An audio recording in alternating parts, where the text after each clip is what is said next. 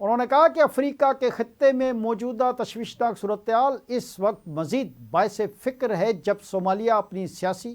اور ادارہ جاتی سمت میں حوصلہ افزا اور ٹھوس پیش رفت کا مظاہرہ کر رہا ہے۔ پاکستان القاعدہ سے منسلک دہشت گرد تنظیم الشباب اور اس کے اتحادیوں کے مستقل خطرے کے مقابلے میں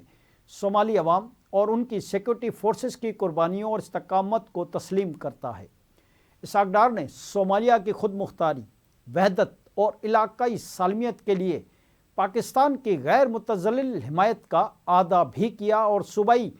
صومالی لینڈ کو اسرائیل کی جانب سے غیر قانونی طور پر تسلیم کیے جانے کی سخت مذمت کرتے ہوئے کہا کہ کسی خود مختار ریاست کے لازمی حصے کو تسلیم کرنا کوئی سفارتی عمل نہیں بلکہ ایک سیاسی جارحیت ہے جو ایک خطرناک نظیر قائم کرتی ہے جس سے افریقہ، بحیرہ احمر کے خطے اور اس سے آگے امن و سلامتی کو خطرہ لاحق ہو سکتا ہے۔